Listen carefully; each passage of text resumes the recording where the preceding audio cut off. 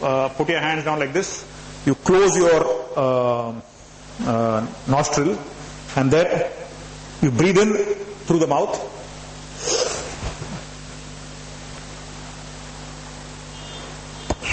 You breathe in through the mouth, take your head up, and then now you breathe in fully.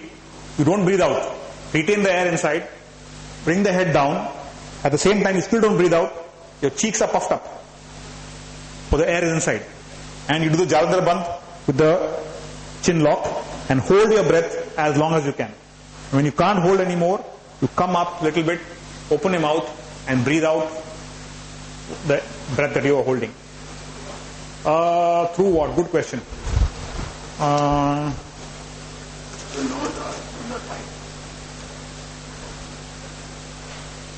Breathe out through the nose. Breathe out through the nose normally. So you do like this.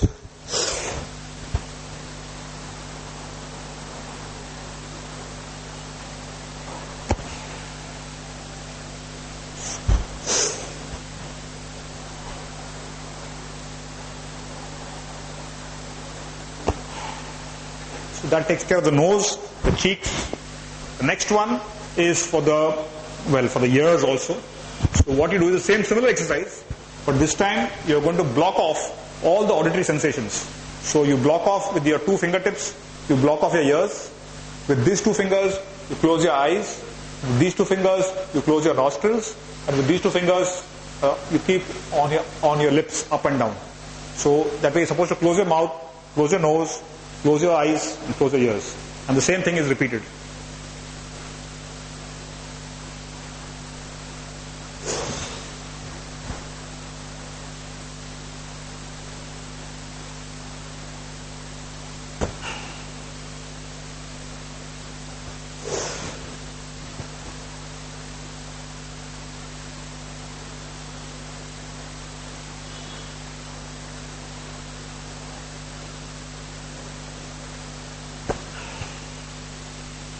So when you come up, these two thumbs continue to plug your ears. That is not removed at all.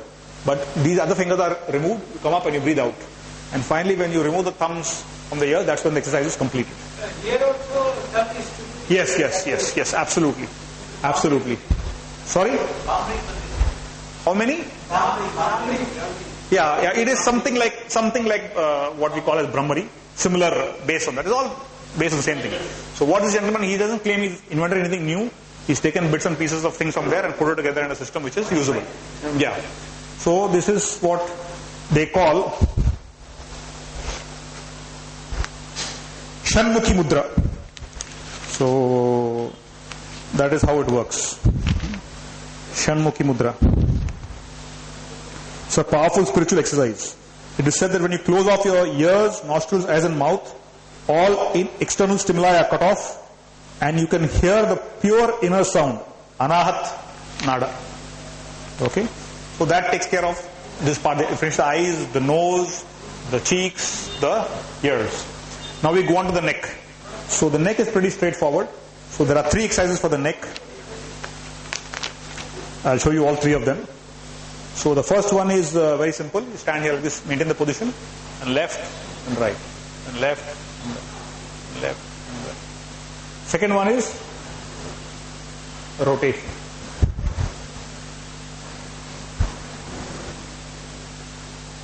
The third one is, I don't know how to describe it, but it's like this. Like you put your head, neck forward like this, and bring it back. So,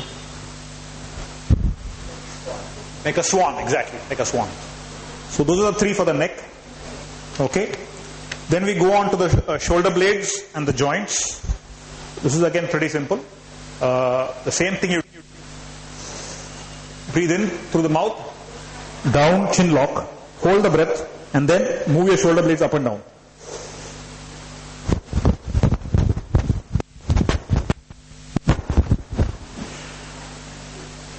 So you're breathing in, holding the breath, coming down, chin lock, cheeks are puffed, breath is held inside, and in that position, you move your shoulder blades up and down as many times as you can. Okay? Yeah, when everything is held,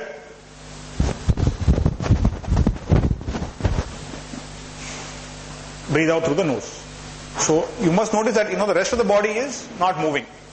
Only the action is on you isolated the shoulder joints. Okay, that is for the shoulder. The next one is for the upper arms. So that goes something like this. Keep your hands at about 90 degrees and with a forceful exhalation, breathe out. Okay, so there is, well, Bhastrika, the focus is on the breathing. Here you're not really focused on the breathing. The breathing is just to accentuate the action. The action is a forceful way where you're, be a little careful, don't dislocate your joints. But you can see the strain being felt on the upper arms. Okay, the next one, we're talking about the elbow. So it's again like this, you keep your fist like this 3 or 4 times. Then you like a dumbbell exercise. The next you open it fingers like this 3 or 4 times, 5 times, and then you open out like this. So that takes care of the elbows. The next one we are working on is for the arms as a whole. Okay, there are 2 sets of exercises. One is called Bhuja Valli Shakti Vikashak, and second one is called Purna Bhuja Shakti Vikashak. I'll show you both of them.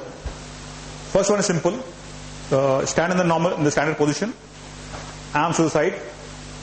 Lift your hand up, bring it down. Lift your hand up, bring it down. Now the important thing to notice is when you're lifting it up, it does not touch your ears, and when you're bringing it down, it does not touch your thighs. So you are holding the hand like this, so you are in complete control of the hand as it moves up and down, and you are mentally thinking about the hand. You do this side,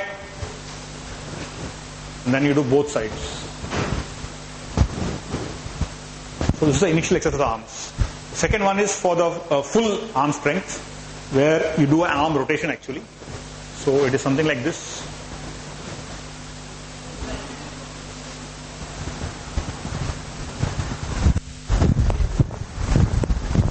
This way, and then.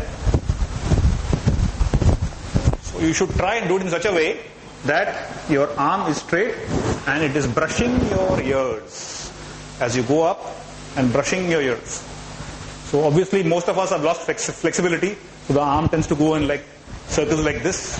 But if you do practice it regularly, and then we are getting all this spondylosis and cervical problem and this and that, this is a simple exercise. If you do it regularly, you will find that it is actually supposed to go very, very fast, like a fan actually. Or you don't do it so fast, initially you might end up dislocating. I am practicing, sir. So it all comes from practice. Very interesting. Yeah.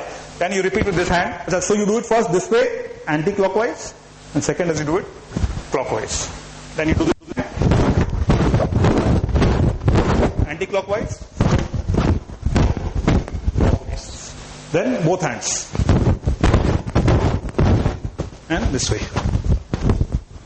So this is for if you do it properly, you will see the entire arm gets a workout. Okay? So this is for the arms.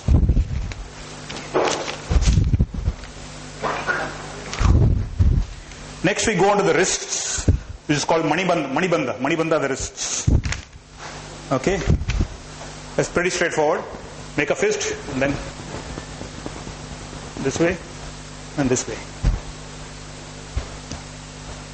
Next is for the back of the hands.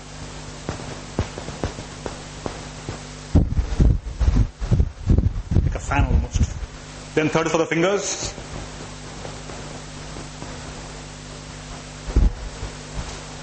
So that takes care of, you've done the arms, you've done the upper arms, you've done the elbows, you've done the wrists, you've done the back of the hand, you have done the fingers, and now the fingertips. This is a very unique exercise. I have not seen in any other form of exercise an exercise for the fingertips. Okay, so this is very simple. Imagine that your hand has got a small piece of sellotape stuck to it, and you want to shake it off. So you shake like this. And then you hold it like this. If you do properly, you will see the blood is rushing to the absolute fingertips. You will see that this part of the finger has become, red. I don't know if you can see it or not. See? Can you see? There's a distinct difference between here and here. It's reddish. That is because of the way you're... Yes. Because what you're doing so rapidly, the blood flow is being sent to the absolute fingertips. So... Yes. Yes. So there's all a science behind it, So you do this way and then you hold. Okay. The next one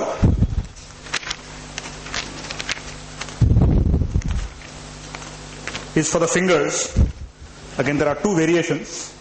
So you make a hand like this and you imagine it's like this, like as if you are holding some very heavy object in front of you. It has got, what shall I say, a ring or something like that. You are holding this heavy object and you are pulling it. So just imagine that, pulling it. So your fingers are going to get absolutely tense and you are going to like... The next variation is, you imagine you have a big ball here and you are trying to tear it apart.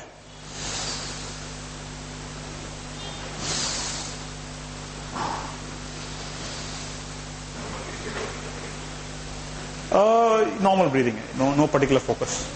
So this takes care of up to the hands, fingertips, everything. So now we move on to the trunk of the body. Okay. So now we are going to talk about developing the chest. Okay. So there's one for the upper chest, one for the lower chest. So we'll do both of them. The upper chest one is very simple. You just have to stand like this, stand in the standard position, feet together, hands together. Bend forward. Bend backward rather. That's for the upper chest. You will see the opening in the upper chest. You bend back. For the lower chest, keep your hand behind. Lift up your shoulders. Bend back and your fingertips to try to touch the back of your knee. Something like that. Completes the chest. That's about 23 exercises are finished. So now we'll go on to the second half. The next series of about 10 exercises are all for the abdominal muscles. Most of us are having problem here that, our arms are okay and our thighs are okay, our legs are okay and everything is fine, but the paunch, including me, we have a problem. So this is based on Uddiyana Bandha. So what we did here is Jalandhar Bandha, and now we are doing Uddiyana Bandha, Uddiyana stomach. A lot of bandhas are involved in these exercises. Okay. So the first one is you stand like this and in the normal position. And the important thing is, when doing all these exercises, there should be no strain on your body, on your face. It should be absolutely normal. Only that part of the body which is being exercised, even if not be out of breath. I will show you a photo of this, Swami Dhirendra Brahmachari doing this particular exercise. Basically what you do is, you breathe out as completely as you can and you pull your stomach in. Absolutely, it should go inside. And you hold it for as long as you can. If you can't hold anymore, breathe out.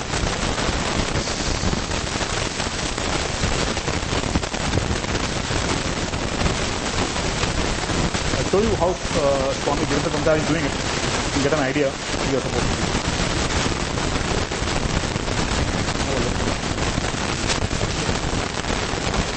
Yeah, pretty similar. Yeah, pretty same, the same concept. Okay.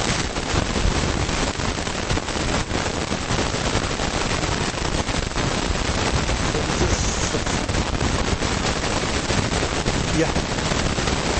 This is the one. Oh. So you can see almost the body has become two-dimensional. Okay. So that's the first.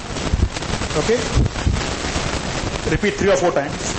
So the next 5 or 6 are similar. So now, actually this is what is known as Kapalbhati.